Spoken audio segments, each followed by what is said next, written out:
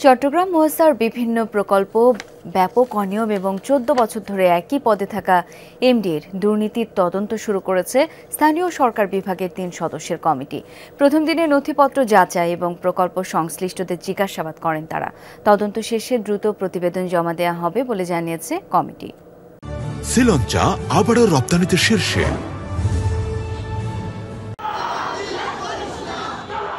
গত ১৫ বছরে চট্টগ্রাম ওয়াসায় ব্যাপক অনিয়ম দুর্নীতির তদন্ত এবং ব্যবস্থাপনা পরিচালকের পদত্যাগ দাবিতে কয়েকদিন ধরে চলছে ঘেরাও, বিক্ষোভ, মানববন্ধন সহ নানা কর্মসূচি।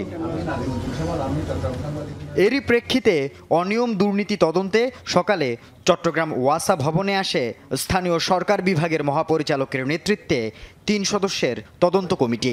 বিভিন্ন প্রকল্পের নথিপত্র যাচাইয়ের পাশাপাশি সংশ্লিষ্ট কর্মকর্তাদের জিজ্ঞাসাবাদ করেন। প্রকল্প বাস্তবায়নে কোনো দুর্নীতি হয়েছে কিনা, কোনো অনিয়ম হয়েছে কিনা এই বিষয়গুলো দেখা, এই আর্থিক খাত সংশ্লিষ্ট এগুলো ছাড়াও অন্যান্য প্রশাসনিক বিষয়েও আমরা তদন্ত করছি, যেমন নিয়োগ, বিদেশ ভ্রমণ, এটির আপনার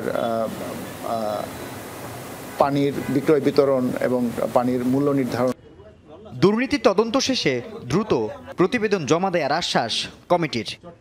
এই যে আমরা এখান থেকে সমস্ত তথ্য সংগ্রহ করছি, সংগ্রহ করে আমরা এগুলা বিশ্লেষণ করব, বিশ্লেষণ করে আমরা প্রতিবেদন তৈরি করব এবং যত দ্রুত সম্ভব আমরা প্রতিবেদন সরকারের কাছে সাবমিট করব।